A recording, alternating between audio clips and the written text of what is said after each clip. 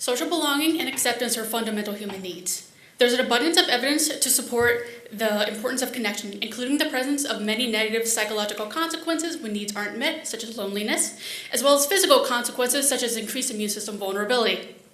When social needs are not fulfilled, there are some alternative ways one may be able to temporarily satisfy them. One such method is parasocial relationships, shortened to PSRs. PSRs are one-sided attachments formed between the consumer of a media and a non-reciprocating other person, referred to as a persona. Personae can be real-life people, such as celebrities, or they can be fictional, such as your favorite character in a show or a movie. PSRs are associated with a number of positive benefits, including temporarily satisfying these needs for social connections when they are not available, as well as buffering those negative effects when connection is not available as well. There are also some populations that may have more difficulty forming social connections, such as the transgender and non-binary communities. And this can be for any number of reasons, including transphobia, or simply living where there's a smaller population, you can't meet as many people. There are admittedly not as many studies looking at the associations of parasocial relationship strength in the trans and non-binary populations. However, the few that do exist indicate that these populations may use PSRs more often to fulfill social needs compared to cisgender individuals.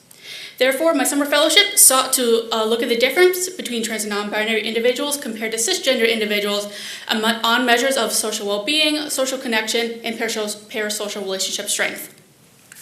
To do this, I conducted an online survey with a total sample of 227 participants, 98 of whom identified as a transgender man, trans woman, or non-binary, and they are referred to as the TNB group, and then the remaining 129 identified as either a cisgender man or woman. As expected, the TNB group reported lower in-person social support compared to the cisgender sample, as you can see in that first figure there. And conversely, that TNB group also reported higher online social support compared to the cisgender individuals. So 3 measures were also taken to measure well-being. We took loneliness, the need to belong, and social anxiety. These all were highly correlated, so we were able to average and composite them into one variable referred to as social well-being. And as you can see in that second graph, the transgender non-binary sample scored significantly worse on social well-being, which was taken to mean that they reported much more negative psychological experiences compared to cisgender individuals. Interestingly, though, PSR strength was not stronger among the TNB individuals compared to the cisgender participants, which was not initially hypothesized. So, taken together, all of these results suggest that trans and non-binary individuals experience less in-person social support, but report more online social support compared to cisgender individuals. They also experience worse well-being on average compared to cisgender individuals. The results and the lack of difference in PSR strength between the groups suggest that PSRs may vary in strength based on the quality or characteristics of the parasocial relationships. This study is a pilot study to my thesis, which is currently in development, that will expand on these findings and examine predictors of parasocial relationships in trans and non-binary individuals and how they can contribute to the well-being of this population. Thank you.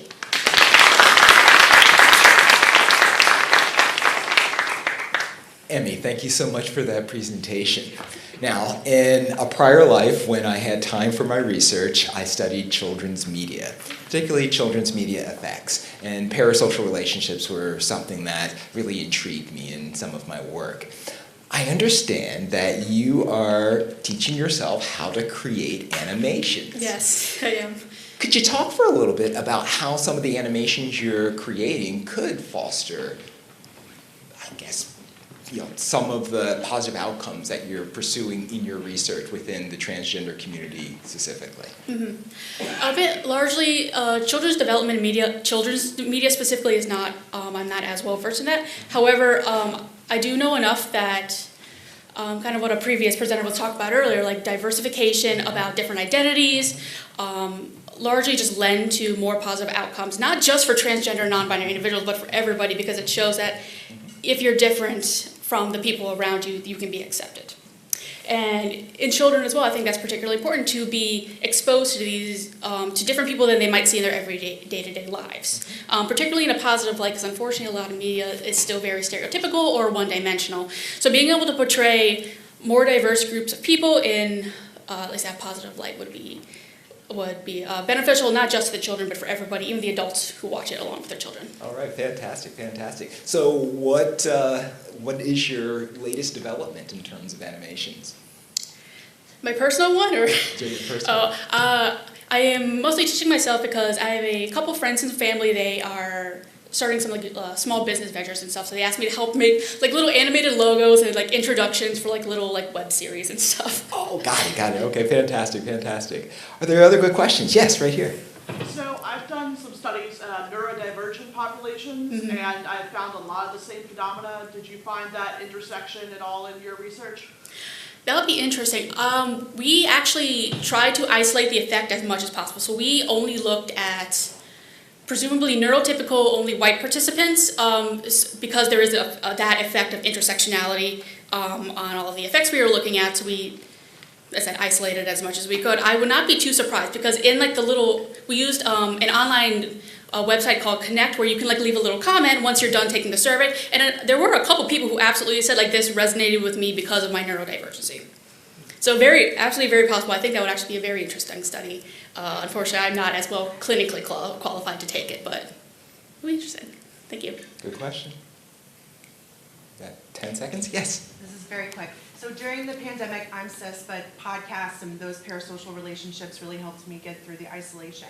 I'm wondering if there's a specific kind of media or content that you saw pop up again and again that one group or the other might have had more of a proclivity toward. That's an interesting question. So I've done previous studies also with parasocial relationships prior to this one. Based on what I've seen, like there doesn't seem to be like one singular media that seems to have more benefits than the others. I will note like the only media we explicitly excluded was video games because there's an element of control with those that is very hard to control for. So it's like, player choice, even just like customization and stuff. But I do know like one thing when we talk about like younger audiences, particularly like adolescents and stuff, a lot of them seem to grasp books. Like I remember like the Percy Jackson series was a big one that came up over and over and over again. Aw. Thank you. Emmy, thank you so much. Thank you.